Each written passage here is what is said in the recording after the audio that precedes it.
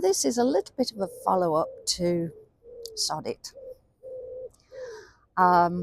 Yesterday was one of those days for me that you know how you get them when things go wrong. Nothing major, but they accumulate and sod it. Sod it. Should have stopped in bed today. But my sort of day reached the depths, the peak, I'm not sure which, when I was moving a dish full of Mishka's wet food. And I always stir in some extra water just to help his kidneys. And I was obviously mind elsewhere, as is often the case. And I managed to tip the bowl of food all down my front and onto the carpet.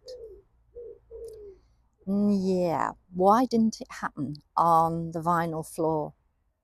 These things never do they? That's sod's law. But I sort of stood there dripping and reeking of eau de cat food, which really isn't a good perfume to have. I sort of scraped off as many of the bits as I could from my top, knowing that I had to get my top over my head. It wasn't a button through, so I sort of gently rolled it up to contain the rest of the juice and everything else.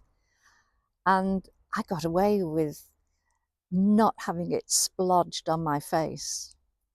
Don't think that cat food is a recognised face pack, but maybe it could have been. Maybe I slipped up there. So I did that again. Got my trousers off without dropping any more bits on the floor, and gave them all a quick rinse through and put them in the washing machine ready for this morning. But I'd said sod it, or words to that effect, when it happened. But then I used my follow-up, and I've forgotten that I hadn't told you this. It's a nice little, oh gosh, I hate the word nice. Why did I use it? It's a helpful little phrase. And it's very simply, if that's the worst thing that happens today, then it's been a good day. And yes, it was a mess. It smelled. It needed scrubbing up. Clothes needed washing. But on a world scale, is that a problem? No. It was something that I could sort, have a mumble whilst I was doing it, but kept on telling myself, if that's the worst thing that happens today, then it's been a good day. We need to give ourselves these positive messages, because otherwise we can start dwelling on it. Oh, do you know, I spilt that and I made more work for myself, and I've had to scrub the carpet and I'll probably have to scrub it again today. And I don't need any extra work. But there are people who are not in the lovely position of being in a home. They are in the middle of a war zone. There are people who are ill. There are people who are living on the streets.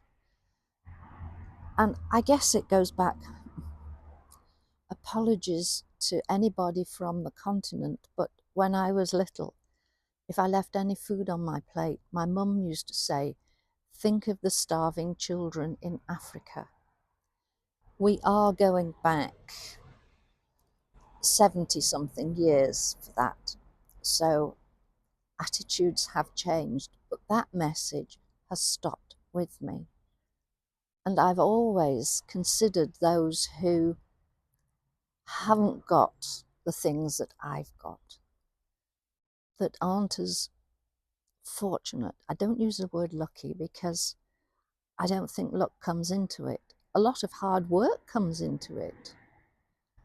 And we need to acknowledge that we've worked hard to get what we've got, even if what we've got doesn't seem to be very much. It's usually a heck of a lot more than many people have. So remember that little phrase. Use it. If that's the worst thing that happens today, then it's been a good day. And if you don't think it's been a good day, then substitute okay. If that's the worst thing that happens today, then it's been an okay day. Because being okay, that's okay too. So thank you for joining me.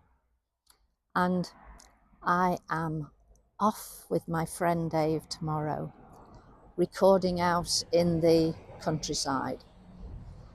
So I am so looking forward to that. It will be lovely. Thank you so much for joining me. Take care. Have a good day. Bye for now. Bye.